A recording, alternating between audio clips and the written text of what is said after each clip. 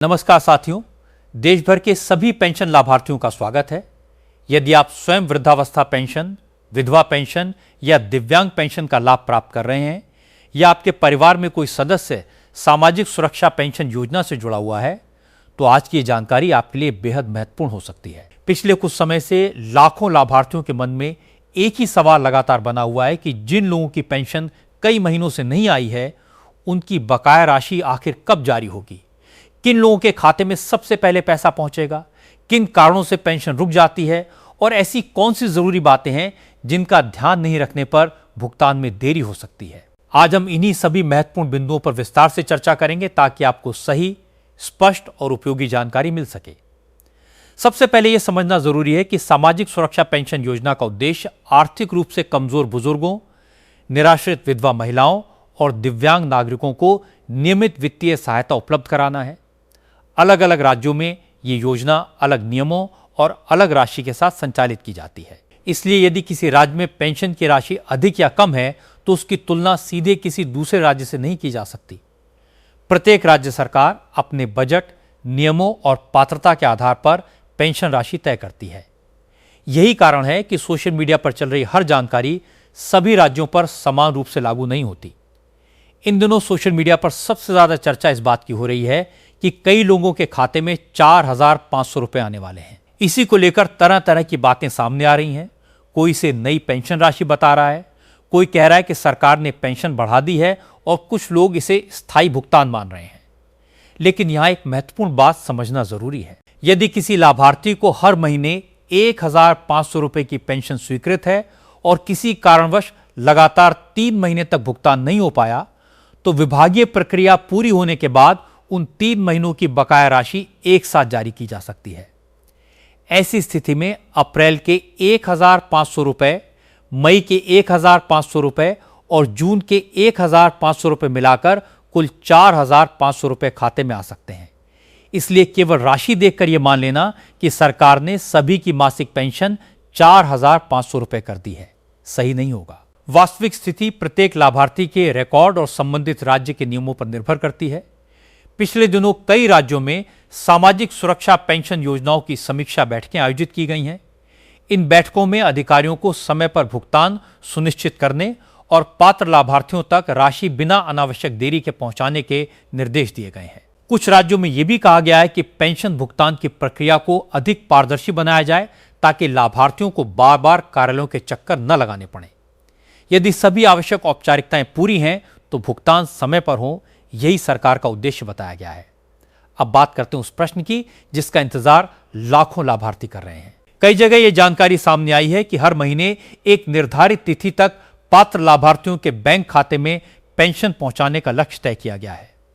उदाहरण के तौर पर बिहार में हुई समीक्षा बैठक के दौरान उप मुख्यमंत्री सम्राट चौधरी ने अधिकारियों को निर्देश दिए कि बुजुर्गों, विधवा महिलाओं और दिव्यांग लाभार्थियों की पेंशन हर महीने की 10 तारीख तक उनके बैंक खातों में पहुंच जानी चाहिए।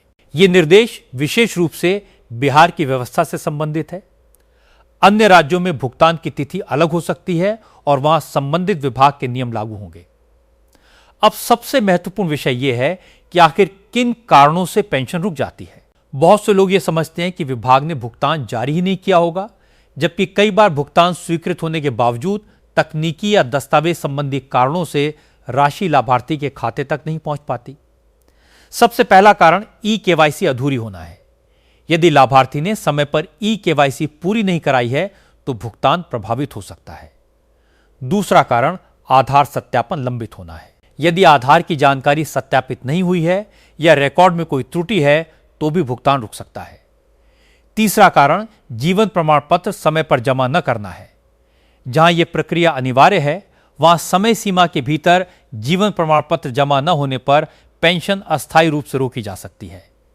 इसके अलावा बैंक खाते की जानकारी गलत होना भी एक सामान्य कारण है। यदि खाता संख्या, आईएफएससी कोड या खाते से संबंधित कोई जानकारी गलत दर्ज है तो भुगतान वापस भी जा सकता है। कई मामलों में आधार और बैंक खाते का आपस में लिंक न होना भी समस्या का कारण बनता है। यदि एनपीसीआई मैपिंग सक्रिय नहीं है या डीबीटी सुविधा सही ढंग से कार्य नहीं कर रही है तो भी राशि खाते में आने में देरी हो सकती है। मोबाइल नंबर अपडेट न होने के कारण भी लाभार्थी समय पर सूचना प्राप्त नहीं कर पाते और कई आवश्यक प्रक्रियाएं अधूरी रह जाती हैं। इसलिए प्रत्येक पेंशन लाभार्थी को समय समय पर अपने दस्तावेजों की जांच अवश्य करनी चाहिए। सबसे पहले यह सुनिश्चित करें कि आपका बैंक खाता सक्रिय है। आधार कार्ड में दर्ज नाम और बैंक खाते में दर्ज नाम एक समान है या नहीं, ये भी जांच लें। यदि किसी प्रकार की वर्तनी की गलती है तो उसे समय रहते ठीक करवाना बेहतर रहेगा। अपने बैंक की पासबुक अपडेट करवाते रहें ताकि भुगतान की जानकारी समय पर मिलती रहे। यदि मोबाइल नंबर बदल गया है तो उसे भी संबंधित रिकॉर्ड में अपडेट करवाना आवश्यक है। सरकार समय समय पर लाभार्थियों का सत्यापन भी करवाती है। इसका उद्देश्य केवल यह सुनिश्चित करना होता है कि पेंशन का लाभ वास्तविक और पात्र व्यक्ति तक ही पहुंचे। इसलिए यदि आपके राज्य में आधार प्रमाणीकरण, बैंक सत्यापन, मोबाइल सत्यापन, जीवन प्रमाण पत्र या भौतिक सत्यापन जैसी कोई प्रक्रिया चल रही है तो उसे निर्धारित समय के भीतर पूरा कर देना चाहिए। ऐसा करने से भविष्य में भुगतान रुकने की संभावना काफी कम हो जाती है। अब एक और महत्वपूर्ण सवाल आता है कि यदि किसी लाभार्थी की पेंशन कई महीनों से नहीं आई है तो क्या वो राशि हमेशा के लिए समाप्त हो जाती है? सामान्य रूप से यदि लाभार्थी पात्र है, सभी दस्तावेज सही पाए जाते हैं और विभागीय जांच पूरी हो जाती है तो लंबित राशि संबंधित नियमों के अनुसार जारी की जा सकती है। हालांकि अंतिम निर्णय संबंधित राज्य सरकार और विभागीय नियमों के अनुसार ही लिया जाता है। इसलिए किसी भी प्रकार की अंतिम जानकारी के लिए अपने राज्य के संबंधित विभाग की आधिकारिक सूचना को ही आधार मानना चाहिए। वृद्धावस्था पेंशन प्राप्त करने वाले सभी लाभार्थियों को अपनी आयु, पहचान और बैंक संबंधी रिकॉर्ड समय समय पर जांचते रहना चाहिए। दिव्यांग पेंशन प्राप्त करने वाले लाभार्थियों के लिए दिव्यांग प्रमाण पत्र, आधार और बैंक विवरण का अद्यतन रहना अत्यंत आवश्यक है। वहीं विधवा पेंशन प्राप्त करने वाली महिलाओं को भी यह सुनिश्चित करना चाहिए कि यदि बैंक खाता बदला है या किसी दस्तावेज में संशोधन हुआ है तो उसकी जानकारी संबंधित विभाग में समय पर दर्ज कराई जाए। पेंशन बढ़ोतरी की मांग को लेकर भी समय समय पर विभिन्न संगठनों और सामाजिक मंचों द्वारा अपनी मांगें रखी जाती रही हैं। कई स्थानों पर पेंशन राशि बढ़ाने और इसे महंगाई के अनुसार संशोधित करने की मांग उठाई गई है। हालांकि जब तक किसी राज्य सरकार या संबंधित विभाग की ओर से आधिकारिक आदेश जारी नहीं होता, तब तक किसी भी प्रस्तावित राशि को अंतिम निर्णय नहीं माना जा सकता। इसलिए केवल सोशल मीडिया पर चल रही पोस्ट या वायरल संदेशों के आधार पर किसी निष्कर्ष पर पहुंचना उचित नहीं होगा। सबसे महत्वपूर्ण बात यह है कि प्रत्येक लाभार्थी अपने दस्तावेज अपडेट रखे, आधार और बैंक खाते की स्थिति की जांच करे, ई-केवाईसी पूरी करे। यदि जीवन प्रमाण पत्र आवश्यक है तो समय पर जमा करें और समय समय पर संबंधित विभाग या आधिकारिक पोर्टल से जानकारी प्राप्त करता रहे। छोटी छोटी सावधानियां भविष्य में बड़ी परेशानियों से बचा सकती हैं। यदि सभी आवश्यक औपचारिकताएं पूरी हैं तो अधिकांश मामलों में पेंशन भुगतान की प्रक्रिया सामान्य रूप से जारी रहती है। इसी उम्मीद के साथ कि यह जानकारी आपके लिए उपयोगी साबित होगी, अपने सभी दस्तावेजों की समय पर जांच करते रहें।